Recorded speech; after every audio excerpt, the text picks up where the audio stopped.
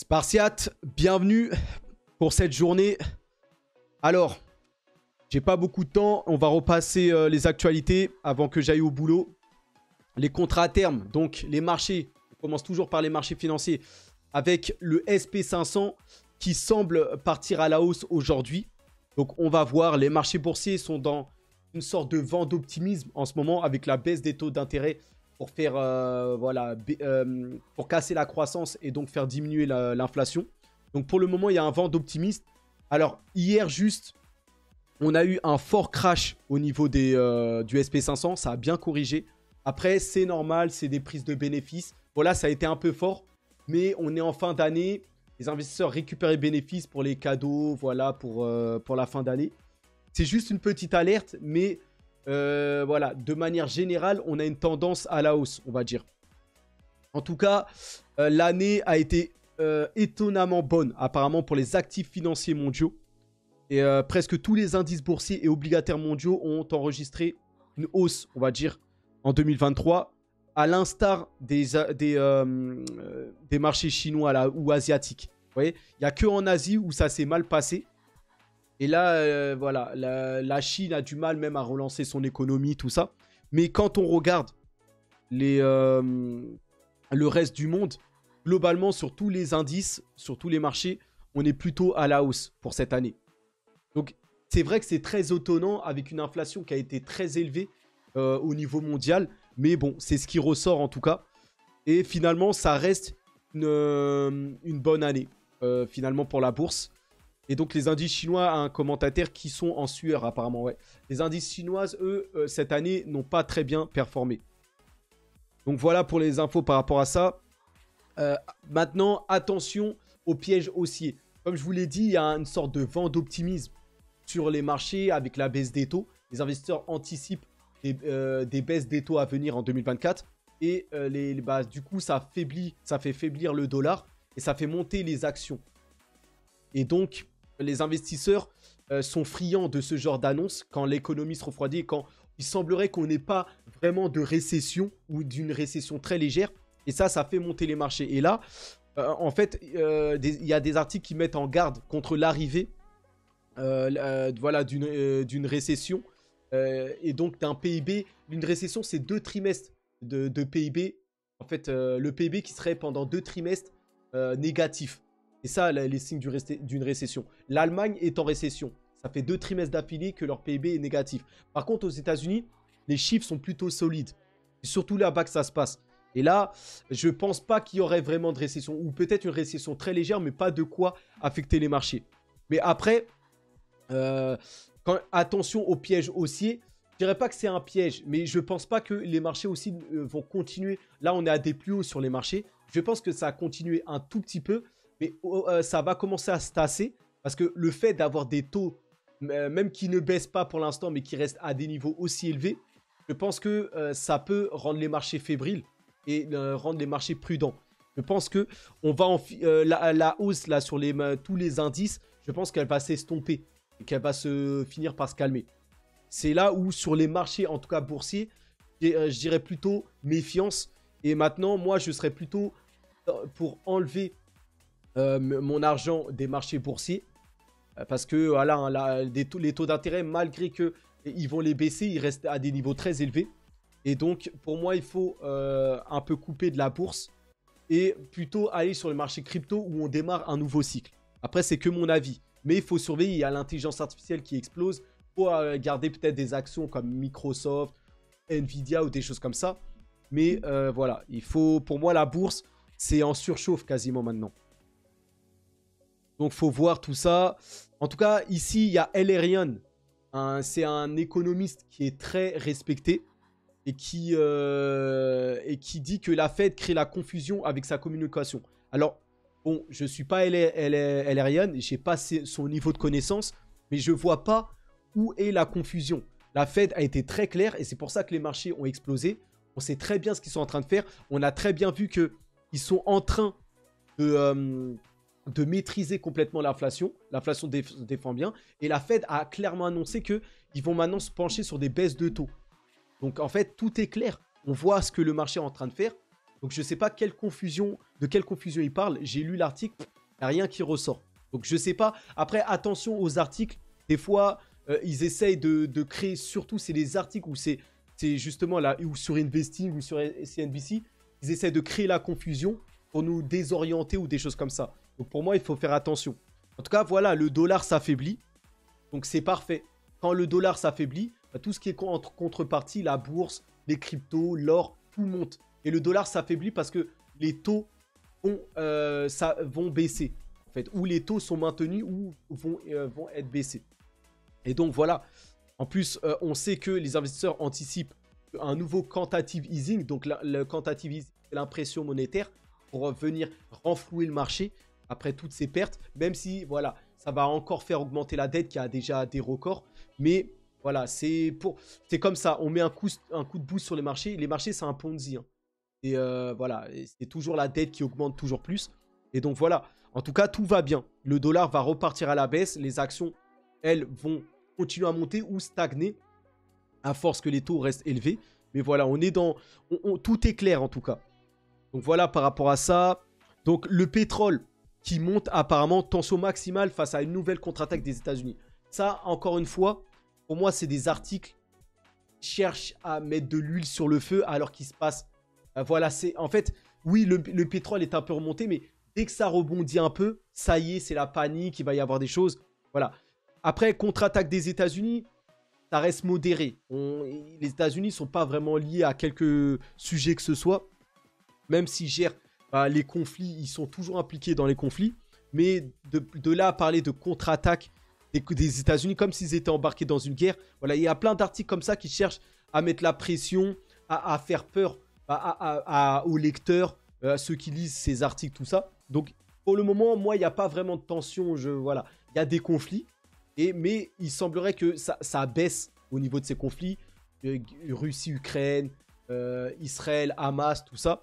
On a globalement encaissé ces nouvelles.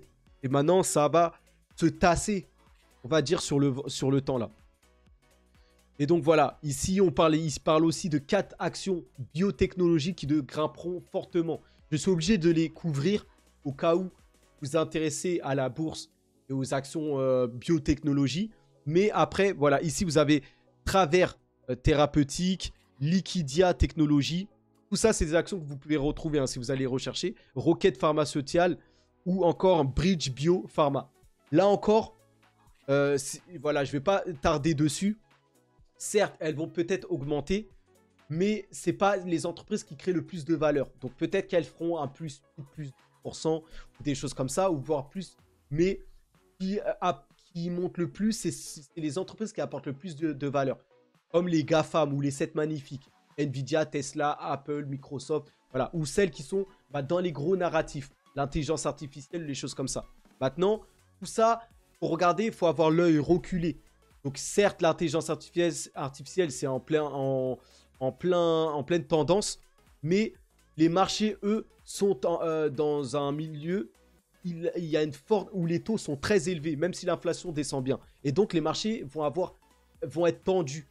Et donc, malgré que l'intelligence artificielle marche bien, ça se reflètera pas, peut-être pas, sur les cours. Donc, il faut rester prudent. Pareil pour ces actions biotechnologiques. Voilà. Même si c'est peut-être leur heure, je pense pas que ça va apporter autant de valeur que les actions d'intelligence artificielle ou des choses comme ça. Mais bon, en tout cas, il faut rester prudent sur la bourse. Même si on dit qu'il y a des actions qui vont exploser, des choses comme ça, les taux sont trop élevés pour s'exposer. On va dire, voilà, il va falloir que les taux baissent vraiment. Et voilà, et il faut vraiment parier sur ça. Donc, je pense qu'il va y avoir une tension avant que les taux baissent. Je pense pas qu'ils vont les baisser tout de suite, plutôt vers le mi-2024. Quelque chose comme ça. Mais en tout cas, je pense qu'ils vont tarder avant de les rebaisser. Peut-être encore 3-4 mois. Et ça va commencer à rendre les marchés fébriles, je pense. Donc, voilà pour les marchés boursiers. Maintenant, aux États-Unis, fait incroyable. La Cour suprême du Colorado disqualifie Trump du scrutin de 2024 et suspend sa décision pour autoriser l'appel. Donc, non seulement il le disqualifie, mais en plus de ça, il l'empêche de faire appel. Donc, là, c'est clair, ils ne veulent pas de Donald Trump, enfin l'État profond américain, et tout Donc comme ils n'ont pas réussi, ils ont essayé de coincer Trump avec des affaires, des choses comme ça. Et à chaque fois, il n'y a rien contre lui. On voit Trump lors de ses meetings, des choses comme ça. Il est extrêmement adulé, des foules de population. Et donc, ils ne savent pas comment faire pour l'empêcher. En fait, Trump, voilà, hein, c'est un candidat populiste. Un candidat, bon, il est dans le camp républicain. Et lui, il cherche vraiment l'intérêt des Américains et le bien. Alors qu'on a de l'autre côté, ils disent que c'est les gentils, par exemple les démocrates, le camp de la gauche, c'est un camp que moi en tout cas je juge corrompu jusqu'à l'os et qui servent de manière assez brutale leurs intérêts et voilà, qui foutent la merde, on va dire, dans le monde et tout ça. Et voilà, ils vont tout faire en tout cas pour empêcher, on va dire pour moi, hein, le camp du bien, même si Trump, bon, il n'est pas tout rose, mais voilà, même côté liberté d'expression, c'est le même combat pour Elon Musk qui est face à Thierry Breton, voilà, qui veut le censurer, et face aux autres entreprises. Voilà, on fait tout pour bloquer la liberté d'expression ou les bons candidats ou des choses comme ça. Et là, c'est la première fois que ça arrive, je pense. C'est assez incroyable. En tout cas, j'espère que Trump, en tout cas, il est mieux que Biden pour moi. À chaque fois, la gauche ou les démocrates, c'est la guerre. Voilà, c'était pareil sous Obama, bien qu'il soit black. Voilà, qui disait que c'était un nouvel espoir, tout ça. Ça n'a rien changé. Le camp des démocrates, c'est la corruption. Voilà, c'est pas. Et là, j'espère Trump ou l'équivalent. Ou si, encore mieux, un candidat pro-crypto. Mais ça, on verra ça. Et donc voilà, vous avez ici Robert Kiyosaki, qui, voilà, hein, l'auteur de Père riche, Père pauvre, le plus grand livre pour de développement personnel sur la finance et tout ça, par rapport à comment devenir riche. Voilà, il vous apprend vraiment la différence, hein, entre actif et passif. C'est-à-dire simplement que les riches, eux, achètent des actifs, des choses qui prennent de la valeur. Ils le font sur le temps. Alors que nous, en fait, on nous a appris à acheter des passifs. Une voiture, une résidence principale, des habits, des vêtements ou toutes choses. Voilà, avec toutes les pubs qu'on nous met à la télé, des choses en fait qui prennent pas de la valeur, qui perdent de la valeur sur le temps. Vous voyez, une voiture, non seulement ça coûte pour les réparations, l'essence, les choses comme ça, mais en plus ça perd de la valeur sur le temps.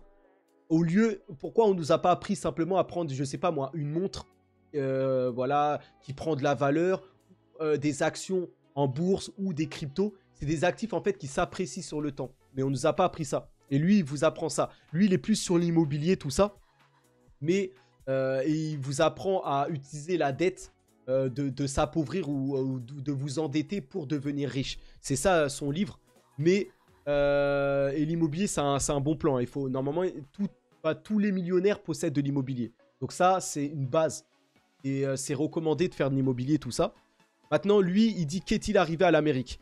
Comment pouvons-nous nous permettre un système judiciaire d'un État de retirer Trump du scrutin ? Je suis triste de dire que l'Amérique est devenue un État fasciste et avec une marionnette de la gauche libérale réveillée, Joe Biden, notre nouvel Hitler. Donc voilà, lui, voilà, hein, il dénonce, on va dire, ce qui se passe, hein, aux États-Unis, tout ça. En tout cas, c'est bien flagrant, même si vous ne verrez pas ça sur BFM, CNews, LCI, tout ça, ou toutes les chaînes mainstream, ou les chaînes d'information nationales. Pareil aux États-Unis. Voilà. En Occident, en général, c'est globalement... ils servent ce qu'ils veulent. C'est détenu par des milliardaires, tout ça. Ils font ce qu'ils veulent. Ils manipulent les gens avec l'information. Donc voilà. Et les États-Unis, comme d'hab, qui s'attaquent à tout ce qui est une menace. Et là, maintenant, vous avez deux entreprises qui marchent forcément bien. Et encore une fois chinoises, enfin, Shein et Temu qui sont en train d'exploser au niveau des ventes, tout ça, parce que c'est des produits pas chers, toutes sortes, hein, des vêtements, des produits électroménagers, tout ce que vous voulez, et ben c'est en train d'exploser. Et ça pourrait venir même menacer Amazon, ou les géants commerce américains, tout ça. Et donc voilà, et là, le président d'un puissant comité de la Chambre fait pression sur Shein pour la protection des données et les relations avec la Chine. Donc voilà, comme TikTok qui avait marché par le passé, tout comme Huawei qui marchait bien, voilà. Les Américains s'occupent des entreprises qui marchent un peu trop bien à leur goût. Les entreprises chinoises, tout ça. Et là, cette fois, c'est Shein qui a attaqué. Parce que ça marche bien, tout ça. Donc, maintenant, on va passer aux crypto. Un petit quart d'heure et je vais couper parce que je dois aller au boulot. Donc, le Bitcoin qui grimpe au-dessus des 43 000. Même à l'heure actuelle, on est à même 44 peut-être. C'est bien monté. Voilà, on est même à 44 000. Donc, ça s'est repris comme d'hab, la phase de range. Voilà, ça bouge pas. Maintenant, on peut même aller plus haut que les 48 000 que j'avais annoncé. Parce qu'on a bien corrigé jusqu'au 40K. On pourrait même aller plus haut. Donc là, voilà, hein, vous avez le top 100 qui monte bien. Tout est dans le vert. Excellent. Les cryptos qui sont très solides. Vous le voyez. Là, le top 200. Tout est à peu près dans le vert. Donc, vous voyez. On a même maintenant des publicités qui sont en train de fleurir. Des pubs liées aux ETF Bitcoin Spot. Hein. Donc là, on a Bitwise. Vous voyez ici, là. Qui lance sa pub liée par rapport au Bitcoin Spot qui arrive. Donc voilà, qui conseille voilà, de se mettre dedans, tout ça. Là, un peu plus récent, même HDEX qui publie une nouvelle publicité pour l'ETF Spot Bitcoin. Donc maintenant, c'est du sûr. Hein. Maintenant, si vous avez même des pubs, c'est que c'est du sûr. Et donc voilà, hein. C'est imminent. C'est imminent. Et donc là, l'annonce de la journée, on va dire, Grayscale qui a à nouveau rencontré la SEC et le PDG. Et son PDG exhorte la commission à approuver tous les ETF simultanément et éviter tout avantage du premier arrivé. Donc voilà, le PDG de Grayscale qui souhaite que tous les ETF soient validés en même temps. Et donc là, il y a une rencontre, même aujourd'hui, hein, entre Grayscale et la SEC. Et hier, c'était BlackRock qui, une nouvelle fois, avait rencontré la SEC. Donc comme vous le voyez, c'est imminent. Là, tous les jours, il y a des nouvelles rencontres, tout ça. Et donc, voilà, ça arrive sous peu, là. Donc ça, retenez bien, ça va péter. Hein. Donc si vous pouvez encore injecter, vous positionner, je pense pas que vous le regretterez d'ici janvier, tout ça. Et donc, l'obtention de l'approbation de l'ETF Bitcoin par la SEC est une priorité clé de l'entreprise. C'est ce que vient de déclarer BlackRock à Fox Business. Donc vous voyez que BlackRock, maintenant, en fait sa priorité. Vous voyez, c'est plus, en tout cas dans le business, c'est devenu la priorité numéro 1 de BlackRock, les ETF Spot Bitcoin. Pour une entreprise de ce niveau-là, c'est énorme. Vous voyez, donc c'est une très bonne chose. Maintenant, au niveau des cours, il semblerait qu'on va croiser. Hein. Vous voyez là, au niveau de la courbe vert et rouge, là, on va avoir une sorte de golden cross. Donc la croix, une croix qui va normalement emporter le Bitcoin vraiment à des plus hauts, peut-être, voire plus de 50K, mais voire même à 60K, hein, on ne sait jamais. Mais là, même les 48, je trouve que maintenant, c'est trop petit. Là. Donc là, c'est une très bonne chose. Quand on regarde, voilà, hein, on est dans la tendance de monter. Et là, on s'apprête, regardez ici, là, à casser la ligne blanche du haut. On est venu toucher ça plusieurs fois. Donc ça, on appelle ça une sorte de ascending triangle pattern. Vous voyez?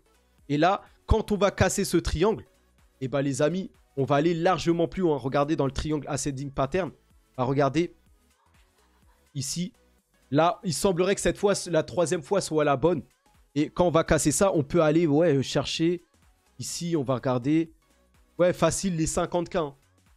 Ouais, voilà, autour des 50K, voire plus. Donc, très, très, très important. Donc, en tout cas, au niveau des cours, ce qu'on voit, c'est qu'on n'est pas loin de casser. Ici encore, je vais vous mettre directement les images, hein, ça parle mieux. Regardez, ça c'est en 2016-2017, dans le rond vert ici que vous voyez. Quand on a fini par casser la ligne jaune, on a fait une explosion. C'est exactement la même chose qui est en train de se passer. On arrive bientôt à la ligne jaune qu'on va bientôt casser d'ici le début de l'année prochaine. Et ensuite, quand on va casser ça, on va aller très haut. D'ici le halving. Donc, le halving, c'est comment ça s'appelle, la ligne pointillée là, bleu, le ciel. Et quand on va casser ça, donc là, ce qu'ils disent, c'est qu'on va monter jusqu'au 50K. Ensuite, corriger. Revenir peut-être... Non, on va même monter même à plus. Hein. Là, d'après ce chart, on va monter dans les 73K. 73 000. Par là. Ou je sais même pas, parce que là, ils disent... Non, même pas 50K, non. On va venir dans les 50K. Ou un peu plus, peut-être 60. Et ensuite, corriger. Et revenir peut-être à ces niveaux-là. 40K. Et après le halving en avril-janvier... Enfin, en avril 2024, exploser et aller voilà, jusqu'en haut ici, là. À plus de 100K, tout ça. Donc, vraiment intéressant. Et donc, voilà, la série de charts Regardez ici, quand on était en jaune, ici, qu'est-ce qui s'était passé dans cette phase jaune? Bim, explosion. Et là, on est dans cette même phase jaune. Normalement, après, avec les ETF Bitcoin Spot qui vont arriver, ça sera une sorte de bim, explosion. Donc là, on va y aller. Hein. Ça va être énorme. Et ça, c'est pour les altcoins. Hein. J'aurais dû le mettre après, mais je vous le passe tout de suite. Mais comme le Bitcoin, c'est pareil. Donc on revient sur le Bitcoin. Hein. C'est le Bitcoin le plus important. Regardez, là, on est passé au-dessus de la ligne blanche. Et à chaque fois, regardez qu'on passe au-dessus de la ligne blanche, on forme une sorte de montagne à terme. Et avant que ça rechute. C'était le cas pour cette fois, le cas pour la deuxième fois ici. Et là, on repasse légèrement au-dessus. Donc, on va former notre montagne. Je ne sais pas comment elle sera faite, cette montagne. Mais voilà, globalement, c'est toujours la même chose. Regardez la première fois, bah, quand on est passé au-dessus, qu'est-ce qui s'est passé? Explosion. Vous voyez, une sorte de explosion de rallye verte. La deuxième fois, c'est pareil. Vous voyez. Et la troisième fois, voilà. Et qui devrait nous emmener jusqu'au 100, 150K, 200K. Toujours pareil. Donc, c'est toujours la même chose. Tous les cycles, tous les 4 ans à peu près, on a un nouveau cycle. 3 ans de hausse, 1 an de baisse. Ça ne change pas. Donc là, on est dans le thème. Voilà, on est dans le vert. Donc là, c'est bon. Jusqu'à qu'on rentre dans le jaune et ensuite on arrive dans le rouge. Le rouge, c'est la surchauffe et c'est la zone de vente. Donc là, on est dans le vert. Donc on est dans une sorte de buy. Donc là, en ce moment, c'est l'achat. On doit acheter, en fait. Vous pouvez, si vous voulez, dans le court terme, essayer d'optimiser, trouver les points bas. Mais ce qui est garanti, si vous êtes sur le moyen-long terme, il faut acheter. Ça, c'est pas une question à se poser. Et moi, c'est ce que je vais faire. Je vais continuer à acheter. Et je sais que ça va monter. Enfin, avec tout ce qui se passe, c'est du sûr. Et pour moi, là, il faut être focus sur la crypto. Fini, pas l'or, pas la bourse. Voilà. Là, c'est normalement crypto. Vous voyez? Donc, voilà. En attendant, l'immobilier, c'est en train de bien baisser. Donc, il faudra attendre encore quelques mois. Peut-être vers mi-2024, ça sera peut-être l'occasion d'acheter un bien immobilier, tout ça. Mais là, pour le moment, c'est pas le moment. Moi, là, l'heure, c'est les cryptos pour moi. Donc voilà, regardez, si on prend les charts de manière plus, on va dire, rétrécie, vous voyez, hein, regardez en 2016, regardez en 2020, et là, regardez en 2023, on est dans le même mouvement. Là, en vert, bah, ce qui nous attend, c'est la même chose. On va aller plus haut. Dans la courbe verte, là, on doit juste compléter ça. Donc, c'est de la hausse qui nous attend quand on rétrécit les charts. Donc, voilà. Il y a tout. Je cherche hein, aussi des mauvaises nouvelles ou des charts, mais j'en trouve pas. Il n'y a rien qui nous montre qu'on peut corriger ou des choses comme ça. Et regardez ici, c'est pareil. Donc, à chaque cycle, 2011, 2013, 2014, 2017, 2018, 2021, et là, 2002, 2025, toujours la même chose. On est sur une phase montante. Maintenant, vous voyez que, regardez, dans les fois précédentes, c'était pas les mêmes courbes. Vous voyez, chaque cycle a fait bah, son schéma, on va dire, son scénario. Vous voyez, c'était pas du tout la même chose. Mais ce qui est sûr, c'est que tout ça, c'est en phase montante. Donc ici aussi, on aura un nouveau scénario original de hausse. Pas la même que les 3 dernières fois. Mais ce qui est sûr, c'est que ça va être de la hausse. Maintenant, comment ça va se faire? Est-ce que ça va monter d'un coup, corriger et remonter? On ne sait pas. Mais en tout cas, voilà, c'est toujours pareil. Et là, on est en phase montante. Ça, c'est une certitude. Donc voilà. Maintenant, si on prend même sur le long terme, vous voyez que là, on est à ce niveau-là, ici, là. Donc, alors attendez, je vais cliquer sur... Ah, voilà, je suis sur l'image. Donc là, vous voyez, là, au niveau de la courbe noire, ici, on est... Voilà, il nous manque la courbe de rouge. On doit toujours, normalement, revenir au plus haut sur ce que... Vous voyez, la zone jaune, là. Vous voyez? Quand on est au plus haut, on arrive dans cette zone jaune, là. Ici, bah regardez, on est forcément obligé de monter pour arriver dans cette zone jaune. Et la zone jaune, apparemment, elle serait entre 90 000 et 200K. Ou 250, ici. Pour qu'on soit dans la zone jaune. Donc, c'est la target dans la zone. Et moi, ça veut dire qu'on a à peu près sûr d'un Bitcoin à 150K. Si on se retrouve au milieu de cette zone jaune-là, on serait aux alentours des 150K. Donc, il n'y aurait pas vraiment de quoi s'inquiéter, au moins jusqu'aux 100, 150K. Vous voyez? Donc, ce qui est sûr, c'est qu'on va repartir dans cette zone jaune. Donc, il faut retenir ça. Maintenant, on est dans cette tendance haussière. Vous voyez, on a bien corrigé dans cette tendance haussière. Et maintenant, regardez les pointillés là, noirs là. Et ben, c'est ce qui nous attend pour, voilà, pour continuer cette phase montante. voyez ici, là, on est dans une phase montante, là. Et ça se rétrécit, si vous voyez bien. Mais là, ce qui nous attend, oui, c'est des pointillés qui vont continuer à la hausse pour compléter et aller toujours dans ce sens de phase montante. Donc, voilà, ça suit son cours. Ici, c'est pareil. C'est le même chart à peu près, mais regardez. Phase. Ce qu'il nous faut, c'est une phase montante comme les autres fois. Vous voyez? C'est la même chose. Et voilà, c'est toujours pareil. Et donc là, voilà. Et là, apparemment, il dirait que on serait en phase montante jusqu'à... Même ça, là, on irait même jusqu'à 250K, là. Dans une phase haussière, si on irait jusqu'à la ligne noire du haut, là. Vous voyez? Donc, on verra. Il y a plein de charts, hein. Ça à chacun de se faire ses avis, mais tout ce que je sais, c'est qu'on est très bullish sur tout ça. Et maintenant, de manière générale, regardez, voilà, hein, si on analyse ça, on a aussi un autre chart qui s'appelle le Parabolic Curve Step-like Formation. C'est la même chose qu'on est en train de faire à peu près. Là, on est dans cette phase de range. On est maintenant sorti de ça, on est monté jusqu'au 30-40K. Et là, voilà, on va certainement monter. C'est la prochaine étape, je pense, avec le ZF Bitcoin Spot, 73K. Je pense qu'on va aller jusqu'à à peu près, oui, au 73K avant de corriger. Peut-être revenir aux 50 ou aux 40K, je sais pas. Mais maintenant, là, avec le ZF Bitcoin Spot, les 70K sont à l'horizon. Ça paraît fou hein, de dire ça, mais pour moi, oui. Ensuite, voilà, on va corriger et vraiment, là, cette fois, aller chercher les 100, 150, 250K jusqu'en 2025 avant d'ensuite de corriger. Donc, voilà, c'est le Parabolic Curve Step-like Formation. On connaît, voilà, il y a des indices, ça trompe pas. C'est toujours la même chose. En tout cas, sur le court terme, les analyses de CryptoQuant parlent d'un Bitcoin qui va atteindre les 54 000. Donc là, la prochaine grande zone à atteindre, ce serait les 54 000. Avant de parler des 73K, des choses comme ça. Donc il faut partir sur ça. Donc voilà par rapport à ça. Donc il est déjà 30. Je suis désolé là, à l'heure où j'enregistre, il va falloir que j'y aille encore juste 5 minutes. En tout cas, ce qui est sûr, regardez, c'est que le Bitcoin va forcément monter. En fait, toutes les entreprises mondiales et les plus grandes là ici comme Tesla ou Apple vont détenir du Bitcoin dans leur trésorerie. Donc ça, c'est sûr que ça va faire monter les prix. Ici, on parle de Bitcoin qui est mort plusieurs fois. Donc là, vous avez les charts, regardez. Il y a même en 2017, voilà, ça avait atteint les... je sais même plus. Ils avaient déclaré au moins plus de 120... proche de 125 fois en 2017 que dans les articles, tout ça, que le Bitcoin serait mort. Ici, en 2023, c'est léger. Hein. Donc ça a bien baissé. Maintenant, on parle de moins en moins que le Bitcoin va être mort. Mais quand même, vous voyez. Donc tout ça, vous pouvez le retrouver sur mon Twitter. Tout ça.